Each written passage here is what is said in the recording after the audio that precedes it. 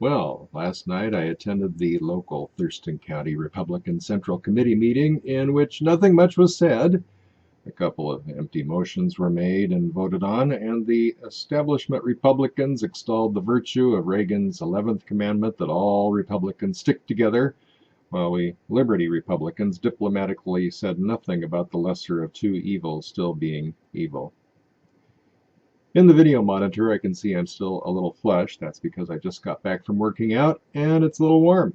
Being an old man, I'll never be a stud like Chapin over at Chapin's Inferno, a wandering cauldron of politically incorrect commentary, or Clarey at Asshole Consulting, but I will not go quietly into that dark night. No! So, I work out. Besides, as with many American Indians, the modern American diet caused me to have type 1 diabetes, undiagnosed and untreated, as a child, and so I suffered endless bouts of hypoglycemia. But now I'm on the paleo diet.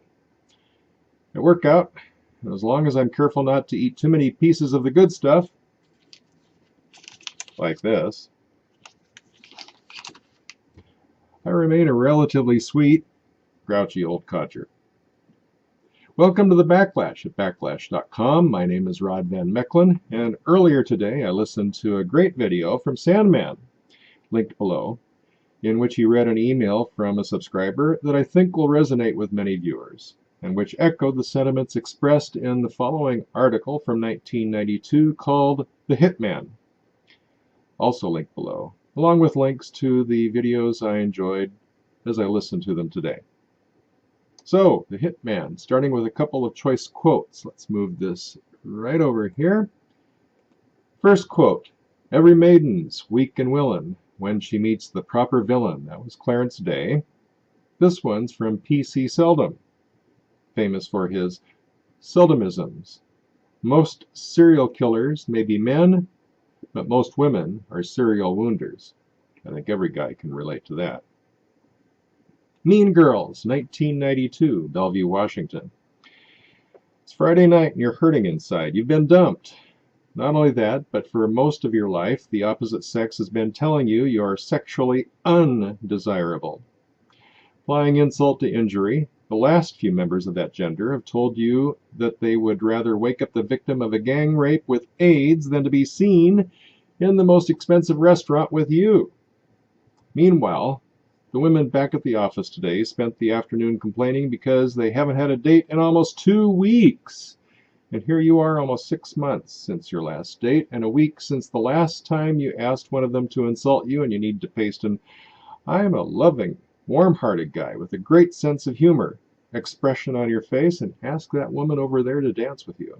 You ask, receive the usual dour look, and turn away. The smile on your face a little lopsided, but still hanging in there as you overhear her mutter to one of her girlfriends, "Can you imagine? That geek, thinking I'd dance with him." Another Friday night, another insult. At the bar, you buy yourself another beer and contemplate the scene as you sip your sour brew. Women dress to arouse lustful thoughts, posture for a favored few while playing a game on the side where they score points by deflating the already punctured ego of men whose style or average bottom line emasculate them in the eyes of these gold-digging gals. It's not a pretty sight. Not like it was supposed to be. Not the way you expected it. Women weren't supposed to be mean.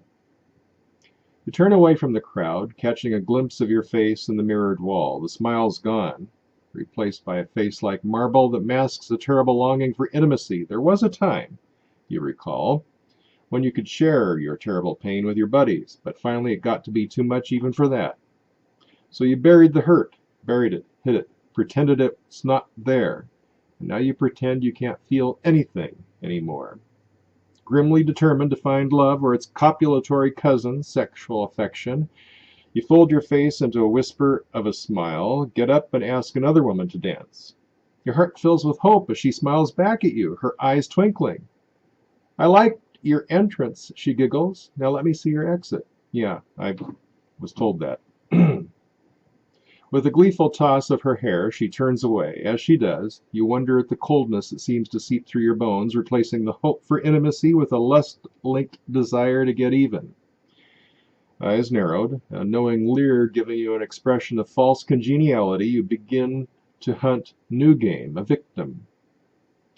Though many men experience such pain, most are too fine, too decent to allow such a chill nature to consume their hearts. Instead, they bank the embers of hope deep within a crucible carved hard as marble, safe and invulnerable. Second-wave feminists, third-wave feminists know this too, know about this because it happens to women too. Quote, women sometimes harden themselves after being hurt in love, fighting against being so vulnerable in the future. That was taken from Cher Height's 1989 book, Women in Love. The book should have been called Women in Hate. You can't help but notice that there are only 2 letters difference between Cher Height's name and the words sheer hate. Incommunicative men, men with an expression like chiseled stone, often have one thing in common. They've been emotionally abused by women. Not mom, not a weak or absent father, but women their own age, and somewhat revenge for the games women play. Many women play games like the one called Playing Hard to Get, again quoting from Cher Height. In dealing with men, I find putting up a front works beautifully. Men still have internalized the woman as object of desire that should be conquered. Keeping one step sideways of their gaze encourages pursuit, heightens the desire, the theater. If you're not ready to throw it all away too soon, it's underselling. If you're ready to throw it all away too soon, it's underselling yourself. Funny, but I don't mean sexually either, which was a commodity not long ago. When I say giving yourself away, I mean psychologically, emotionally, and intellectually, as well as or sexually. That was from Cher Height's book. Women just don't get it. Dishonesty encourages dishonesty. Using theater to attract men encourages men not to take them seriously, but to participate in the game or conquest. The kind of men who do are those whom Carolyn Bouchon, author of The 7 Dumbest Relationship Mistakes Smart People Make, calls hit-and-run lovers. Hit-and-run lovers are adept at the game of romance.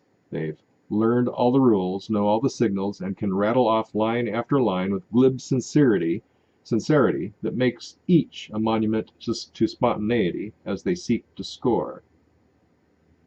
Women do this too, scoring by deflating male egos, sexual gunslingers shooting it out among themselves, never caring how many innocent bystanders they wound in the process of objectifying the opposite sex.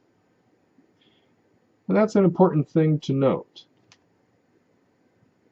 For many years, feminists have complained that men sexually objectify women. Warren Farrell responded by pointing out that women objectify men as walking wallets, which is true.